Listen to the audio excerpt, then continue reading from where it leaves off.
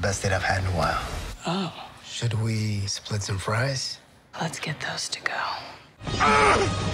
It should have been me, not him! It's not fair! Okay, they just dropped the full-length She-Hulk trailer. Let's go ahead and watch it. Being a superhero is a trial by fire. Who's gonna protect the world if not people like you? Mommy. I'm Jennifer Walters. I'm a lawyer. I have great friends. Can we get some shots, please? It's an emergency. A demanding job. We just started a superhuman law division, and I want you to be the face of it. Abomination. And a frustrating family. Cause you didn't ask for this, but you still gotta deal with it. Your transformations are triggered by anger and fear. Those are like the baseline of any woman just existing. Oh. Bruce, kind of feels like if I don't transform, What the I'm gonna heck? die. Yes, yes, yes! No, no! I just want to be a normal, anonymous. She looks great. Can you tell us where She-Hulk is? Jen, you're a story now. Girl, your ass looks crazy right now. Okay, maybe a little heavy on the CG. Maybe it's not completely finished.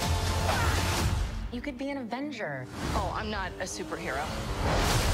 That is for billionaires and narcissists and adult orphans for some reason.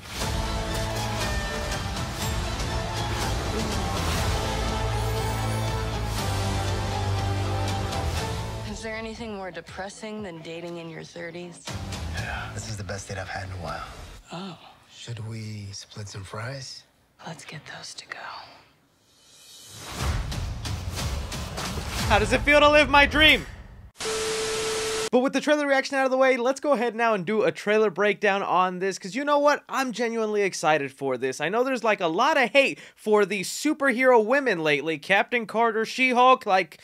we don't like oversized women muscles. What's going on here? But growing up with Marvel, I was always fascinated with Jennifer Walters' backstory and what she could bring into the MCU, and this looks like a little bit of fun. So as I'm diving into this breakdown, I would love to hear your guys' opinion on this teaser trailer. Are you excited for She-Hulk? Did this trailer sway you to liking it, disliking it? And if you are someone who just genuinely does not want to see this character, I'd be curious to know why. Alright, so with opening up with the shot here, we get a city view, and one of the buildings do read LA Care, meaning this show most likely takes place in Los Angeles. We get a couple of glimpses of some high-tech security guards standing outside of this event that is being attacked with what I'm assuming is the Wrecking Crew. Now, this is a group of criminals that were rumored to be part of the She-Hulk series that do come from the Marvel Comics. Wrecking Crew is usually made up of a gang of 4 guys, each one of them with their own unique weapon and special power, stuff like a crowbar or a chain and ball. Marvel likes to update and change things up, but if we look at this crew, we see a crowbar and what looks like someone with a chain. In the comics, these were just regular crew members that eventually were gifted their powers, so it could be that we're seeing the origin of the Wrecking Crew happen right here, with them starting off as regular thugs before whatever happens that grant them some more high-tech abilities. From there, the trailer goes ahead and shows us what most likely will be the cause of Jennifer Walters' accident that requires her to get the blood transfusion from her cousin, Mark Ruffalo's the Hulk. If you didn't know, in the comics, this is the same way she got her powers. It was a life and death situation, and Bruce Banner had to make a decision whether to let his cousin die or give her some of his blood that could lead her to turn into a version of the Hulk. From there, we get an idea of what the show will be like, and essentially this is Marvel's version of Law & Order with a little bit of comedy thrown in there. Jennifer Walters here is a lawyer, and her law firm is opening up a division to go ahead and tackle superhero related cases. Now that one is popping up left and right all over the place, it would make sense that a lot more superheroes are being sued. And it looks like one of the characters that'll be needing some legal help is Tim Roth's The Abomination. We haven't seen this version of The Abomination since Shang-Chi or all the way back to Edward Norton's Incredible Hulk, and I'm so happy they're finally bringing him back for a full role. It looks like he's being held at this maximum security prison, and if you actually look at his jail cell, it looks almost extremely similar to the jail cell that we got a quick glimpse of in Shang-Chi whenever Abomination and Wong were teleporting back. And since we're on the subject of Wong, it's already been confirmed that Wong will be a part of this series and could be needing some legal help. So it looks like we finally finally we'll get a payoff to why Wong and Abomination were fighting in Shang-Chi, and maybe Wong is facing some legal trouble from just letting Abomination out of his cage whenever he wants. If not, the other rumor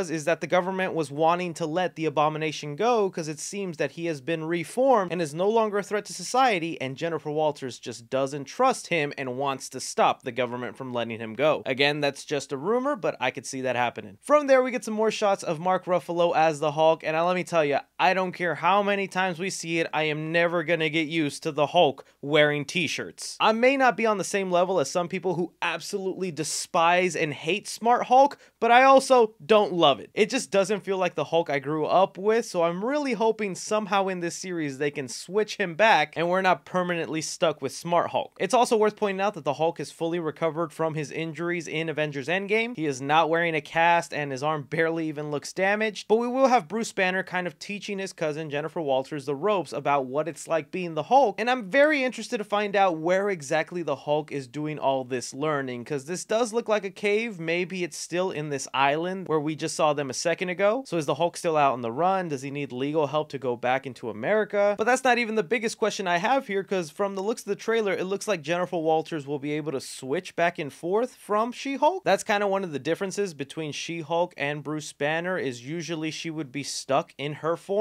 And I guess since we're on the subject of talking about her in her transformation, at first I was like, you know what? She looks great. I think it's kind of cool. Then they started showing some more closer shots at her face and her body moving, and I'm like, oh yeah, the CGI is a little wonky here. Very much looks like I'm looking at an animated character. Now, it could still be likely that they're working on the visual effects and this isn't completely finished and it'll look different once we see the final product. But even me, as someone who's been super optimistic and looking forward to the She-Hulk series, yeah, this is going to take my eyes some adjusting because it's just that uncanny valley look. From there, we're treated to a really quick shot of Jennifer Walters transforming into She-Hulk. So it looks like, yes, she will be having to go back and forth. And it looks like she's battling one of the members of the Wrecking Crew. You can see that this helmet they have on their head is kind of glowing, probably granting them some sort of superpower. And since they are called the Wrecking Crew, I guess this sort of construction-like helmet fits with that theme. We get a cool shot of Hulk kind of teaching She-Hulk how to do some giant leaps, and then really quick glimpses at some of the villains or possible heroes in this show. Because we have here Jennifer Walters going She-Hulk in court, battling what I'm assuming is Titania. Titania is basically the biggest adversary of She-Hulk in the comics. She was given her powers by Dr. Doom using some alien technology. Now, I don't think that means Dr. Doom will show up in here. They probably will have a different origin for her, but she does usually come from like a wrestler's background, and if you look at her outfit, it feels like something you would see off WWE. We also get here another Marvel hero or villain, however they want to play it, called Frogman. I don't know why, but looking at this costume, he just looks like the Green Ranger from Power Rangers. Now, the reason I said I don't know if he's a villain or a hero is because a lot of the episodes will be Jennifer Walters helping some lesser known Marvel characters with legal trouble. So it could be that Frogman maybe needed some Jennifer Walters lawyering because he did something wrong when he was out being a superhero or a supervillain. Look, in the end, like I said, I'm excited for this. I hope it goes good. I'm pretty sure we're gonna get some sort of Matt Murdock cameo in here. Who knows what other characters could be popping up, but let's not let that set our expectation for this show. Let's just hope we get something fun and entertaining and that doesn't completely ruin it by the finale. How are you guys feeling on our first trailer for She-Hulk, and will you be watching this? Anything and everything, be sure to leave me your thoughts down below. Don't forget to like, subscribe, follow me on Twitter at 3C Films or on TikTok at 3C Films. But as always, I'm Chris.